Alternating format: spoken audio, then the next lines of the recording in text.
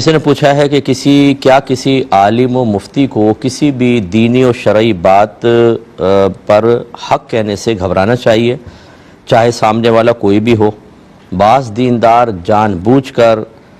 جان چھڑاتے نظر آتے ہیں، اور جب انہیں کہا جائے تو کہتے ہیں جی وقت کی نزاکت کو دیکھتے ہوئے حکمت عملی اختیار کرنا جائز ہے، کیا حکم شرع ہے؟ جی بالکل، جس عالم دین نے یہ جواب دیا بہت ہی معقول جواب دیا ہے۔ حکمت کو ہمیشہ پیش نظر رکھنا یہ نبی کریم صلی اللہ علیہ وسلم کی سنت کریمہ ہے، اور کبھی بھی ایسا نہیں ہوا کہ رحمت کونین صلی اللہ علیہ وسلم نے اللہ تبارک و تعالیٰ کے حکم سے حکمت اختیار کی ہو اور اس کو بزدلی کا نام دیا گیا ہو۔ نبی کریم 13 سالہ مکی زندگی میں اسلام کو چھپانے کا حکم دیتے رہے، کسی بزدلی کی وجہ سے نہیں، حکمت تھی۔ جب آپ نے صحابہ کو کہا کہ ہجرت کرو تو علانیہ طور پہ کرنے کی اجازت نہیں دی، بلکہ چھپکے سے رات کے حصوں میں نکل جاؤ، یہ حکمت تھی۔ نبی کریم صلی اللہ علیہ وسلم نے خود رات کے آخری پہر ہجرت فرمائی، اعلانیہ طور پہ نہیں نکلے، یہ کوئی بزدلی نہیں تھی، حکمت تھی۔ غار ثور میں آپ تھے، سامنے کفار تھے، نبی کریم صلی اللہ علیہ وسلم نے چیلنج نہیں دیا کہ آؤ پھر لڑ لو، ہم تو کسی سے نہیں ڈرتے،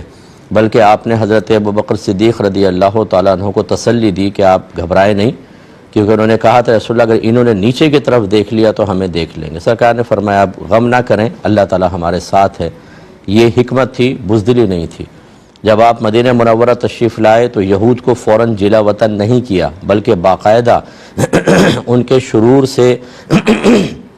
محفوظ رہنے کی غرض سے ان سے معاہدہ کیا ہے، یہ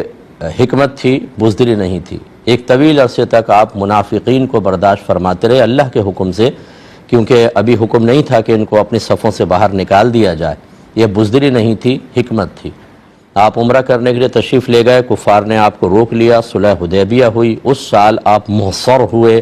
اور آپ نے قربانیاں دیں، یعنی ذبح کروائیں اور احرام کی حالت سے باہر نکلے۔ اگلے سال پھر جا کر آپ نے عمرہ کیا، یہ حکمت تھی، بزدلی نہیں تھی۔ ایسی میں بے شمار اور مثالیں دے سکتا ہوں۔ دیکھیں میں نے پہلے بھی کئی دفعہ یہ اپنے بیانات میں عرض کیا ہے کہ جو عام عوام ہوتی ہے ان کی حیثیت ایسی ہے جیسے وہ فرسٹ فلور پر رہنے والے ہوں، اور علماء اور جو باقاعدہ فیلڈ میں کام کرنے والے ہیں ان کی مثال ایسی سمجھ لیں جیسے وہ بلڈنگ کے 20ویں منزل پر رہنے والے ہوں، سب سے ٹاپ پہ رہنے والے ہوں۔ تو اب یقینی سی بات ہے کہ جو گراؤنڈ فلور پہ رہے گا وہ جب دیکھے گا تو اس کو اتنی دنیا نظر آئے گی جو اس کے سامنے ہے، جبکہ جو 20ویں فلور کے اوپر ہے وہ کہاں تک دیکھ سکتا ہے آپ اس کا اندازہ کر سکتے ہیں۔ تو اب یہ جو نیچے والے لوگ ہوتے ہیں یہ بیچارے بغیر کسی حکمت